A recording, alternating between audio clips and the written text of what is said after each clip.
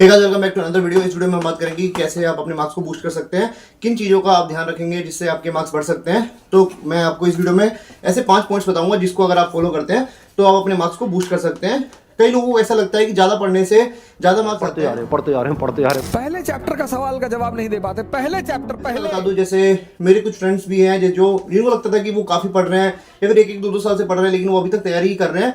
और कुछ बच्चे ऐसे ही थे जो कि 2-4 महीने 5 महीने पढ़ के भी सिलेक्शन ले लिए। तो ये कैसे हुआ? मतलब एक मिथ है कि ज़्यादा पढ़ने से, ज़्यादा घंटे अगर आप पढ़ रहे हैं तो ज़्यादा जल्दी सिलेक्शन ले सकते हैं। ऐसा बिल्कुल भी नहीं है। सही तरीके से पढ़ने से मार्क्स आते हैं। बेसिक कॉन्सेप्ट्स पे आते हैं और एप्लीकेशन ऑफ बेसिक कॉन्सेप्ट्स पे आते हैं, और वो आप किसी किताब से कर सकते हैं। और अपने नोट्स को आप जितना बार रिवाइज करेंगे आपका मार्क्स उतना ही बढ़ेगा। अगर आपको मतलब प्रॉपर एक प्लानिंग से पढ़ रहे हैं तब आप एक अच्छा स्कोर गेन कर सकते हैं। मतलब बेसिकली मैं अगर टू द पॉइंट बोलूं तो स्टडी स्मार्ट नॉट हार्ड। ठीक है। हे फ्रेंड्स, मेरा नाम है ऋषभ और आप देख रहे हैं मेरा चैनल अनफिल्टर ऋषि। तो स्टार्ट करते हैं इस वीडियो को। तो सबसे पहला पॉइंट जिसके बारे में मैं डिस्कस करना चाहूंगा वो है अवॉइड ओवर थिंकिंग। मतलब काफ़ी लोगों को लगता है कि भाई मैं पढ़ रहा हूँ, सिलेक्शन होगा कि नहीं होगा, मार्क्स आएंगे कि नहीं आएंगे। Hey guys, PW June jackpot offer is here. Get up to 75% off on all AG batches and PW के SSC JEE RRB JEE कर्तव्य जैसे और सब बैचेस में डिस्काउंटेड प्राइस के लिए आप अभी एनरोल कर सकते हैं। और इसमें आपको मिलेगा DDA JEE 2025 फाउंडेशन बैच जो कि 1999 रुपये का मिलेगा। UPPSC AE mains question practice batch वो आपको मिलेगा 1299 रुपये का। AI ATC 2025 आकाश बैच वो आपको मिलेगा 899 रुपये में। PPSC AE 2025 officer batch for civil वो आपको मिलेगा 999 रुपये का। JKSSB JEE batch for EE and EC वो आपको मिलेगा 1499 रुपये का। अशोका 2025-26 बैच डी वो आपको मिलेगा 2999 रुपये का।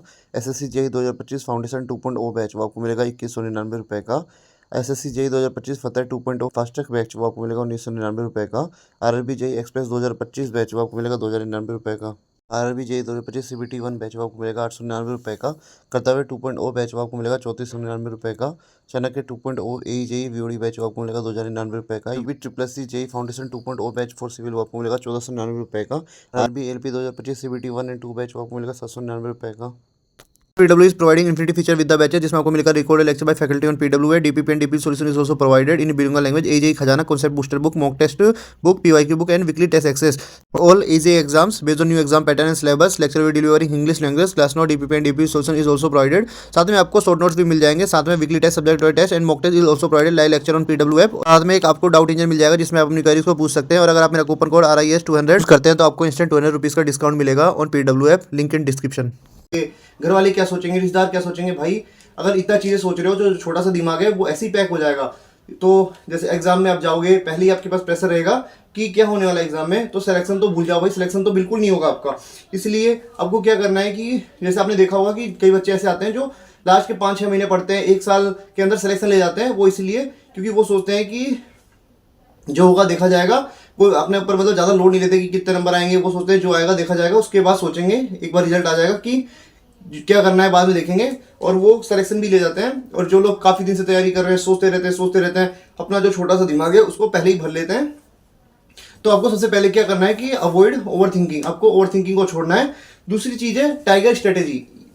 इसमें क्या होता है कि जैसे मतलब क्या होता है जब एग्जाम पास में आता है ना, तो हम देखा होगा टीवी वगैरह पे कि जो शेर है वो डेली शिकार नहीं करते हैं। वो क्या करते हैं, जब शिकार महीने में 1-2 बार करते हैं, लेकिन ऐसे करते हैं कि बिल्कुल कंसंट्रेटेड रहते हैं, 1-2 घंटे वो बैठे रहते हैं एक जगह पे। तो वैसे ही आपको करना है। जब आप पढ़ाई करो तो आपको ऐसे करना है कि 8 से 10 घंटे आपको कुर्सी से हिलना भी नहीं है। आपने देखा होगा जैसे फ़ोन पड़ा हुआ है, ऐसे पढ़ाई कर रहे हैं, देखते देखते हम रील भी देख लेते हैं। हाँ भाई, अरे सही है, ऐसे रील भी देख लेते हैं, उसके बाद पढ़ भी लिया। तो ऐसे भाई सिलेक्शन नहीं होगा।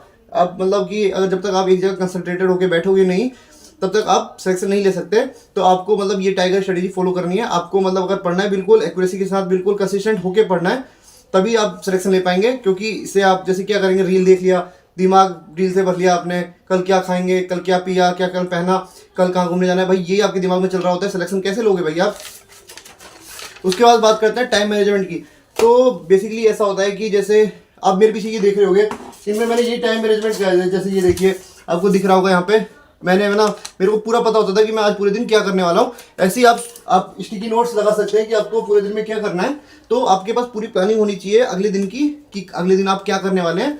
तो आप अपना टाइम को प्रॉपर्ली यूटिलाइज कर सकते हैं। जैसे आपको कोई भी टेस्ट देना है तो आपको मतलब कैसे टेस्ट देना है, उसकी प्लानिंग आपको पहले ही दिमाग में होनी चाहिए। कल आप किस सब्जेक्ट को छू रहे हैं, ठीक है। तो ये हो गया बात टाइम मैनेजमेंट पे। उसके बाद हमें उसके बाद हमारे जो फोर्थ पॉइंट आता है वो है quality is greater than quantity. कई लोगों को लगता है कि मैं ईएससी की बुक भी लगा लेता हूँ, मैं यूथ की भी लगा लेता हूँ, एसएससी जेई की पीवाईक्यूज भी लगा लेता हूँ, तो भाई 1000 चीज लगाओगे कुछ नहीं होगा भाई। इससे अच्छा आपको क्या करना है कि क्वालिटी पे मतलब फोकस देना है। आप कम चीज पढ़ो लेकिन अच्छे से पढ़ो। जैसे कि मैं हर बार वीडियो में बोलता हूँ कि भाई एसएससी जी के पीवाईक्यू लगाने जरूरी है। उसके बाद आपको क्या करना है कि जैसे अब धीरे धीरे मतलब जो पेपर का लेवल है वो बढ़ता जा रहा है, इसलिए ईएससी के प्री लगा लो क्योंकि कॉन्सेप्चुअल क्वेश्चन बढ़ रहे हैं पेपर में भाई। और इसके बाद क्या करना है, आपको टेस्ट देना है, और टेस्ट के लिए मैंने बता ही रखा है कि टेक्स्ट बुक का आप पास ले सकते हैं। और जो टेक्स्ट बुक का पास है ना वो काफी मतलब अब सस्ता भी हो चुका है। तो अगर आप चाहें, आपको लग रहा होगा कि मैं टेक्स्ट बुक का ही क्यों बता रहा हूँ, तो बेसिकली आपको पता होगा कि जैसे आपने किसी भी टॉपर की स्टडी देखी होगी तो वो बोलता होगा कि टेस्ट दो, और टेस्ट के बारे में वो टेक्स्ट बुक का ही बोलता है। क्योंकि आपने जैसे अगर मान के चलें कि 100 बच्चा अगर पेपर दे रहा है तो 90% बच्चा अपना टेक्स्ट बुक पर ही देता है। तो वहां से आप अपनी रैंक को देख सकते हैं कि मैं बाकी बच्चों से कितना लैग कर रहा हूँ। इसलिए जिसने भी अगर अब तक टेक्स्ट बुक का पास नहीं खरीदा है वो जाके पहले टेक्स्ट बुक का पास ले ले और वहां पे इतने ज्यादा मॉक्स दे, वहां से अपनी गलती को एनालाइज करे। बेसिकली क्या होता है कि नॉलेज सबको है, सबको पता है कि भाई इस बुक से सिलेक्शन होना है, तो फिर वो बच्चा उस बुक को पढ़ता ही पढ़ता है। लेकिन क्या करते हैं कि बच्चे टेस्ट नहीं देते हैं, टाइम मैनेजमेंट नहीं कर पाते हैं कि जैसे 2 घंटे का पेपर है, मेरे को कितने घंटे टेक्निकल अटेम्प्ट मारना है, कितना नॉन टेक करना है, कितनी देर में रीजनिंग करनी है, पता ही नहीं होता है।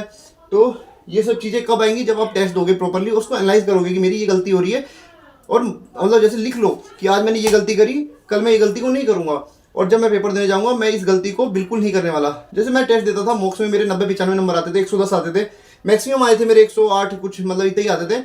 तो मेरे को ये था कि जो क्वेश्चन मैंने टेक्स्ट बुक पे गलत किया है वो मैं एग्जाम में नहीं करूंगा, ये कॉन्फिडेंस आपके पास होना चाहिए। तो फिर आप जरूर सिलेक्शन ले पाएंगे, क्योंकि पेपर में कोई नया क्वेश्चन नहीं आता है। जो नया क्वेश्चन आएगा वो आप भी गलत करोगे, मैं भी करूंगा, और सब करेंगे, उस क्वेश्चन को सब लोग गलत करेंगे। इसलिए उस चीज पे आपको मतलब प्रेशर नहीं लेना है। तीसरा चीज क्या है इसी के अंदर की revision is the key to success.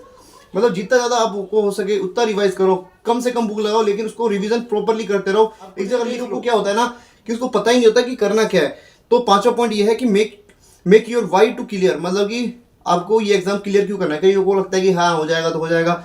जब तक आप मतलब अपने आप में श्योर नहीं होगे कि मेरे को ये एग्जाम क्यों निकालना है, तब तक आप कोई भी एग्जाम नहीं निकाल सकते। इसलिए सबसे पहले डिसाइड कीजिए कि आपको ये एग्जाम क्यों निकालना है, ठीक है। तो बेसिकली मैं पूरी मतलब वीडियो को बाइंड कर देता हूँ। मैं एक बार आपको कंक्लूजन बता देता हूँ। आपको क्या करना है कि पहली बात तो ओवर थिंकिंग नहीं करनी है, दूसरा आपको कंसिस्टेंट होकर पढ़ाई करनी है, टाइम मैनेजमेंट आपको देखना है, उसके बाद आपको क्वालिटी पे फोकस करना है, क्वांटिटी पे नहीं। इसलिए आपको क्या करना है, सबसे पहले नोट्स को पढ़ना है, उसके बाद रीजन करना है, टेस्ट देना है। टेस्ट कहाँ से देना है, टेक्स्ट बुक पे देना है। इतने टेस्ट देना है आपको कि पेपर में जब जाओ तो आपको ऐसा लगे कि भाई ये क्वेश्चन मेरा देखा हुआ है। उसके बाद कि आपको मतलब माइंड में सेट होना चाहिए कि मेरे को एग्जाम निकालना है, इस बार निकालना है। नेक्स्ट थॉट ये नहीं आना चाहिए कि अगली साल पेपर दे दूंगा। आपको दिमाग में ये होना चाहिए कि पेपर निकलेगा तो इसी बार निकलेगा।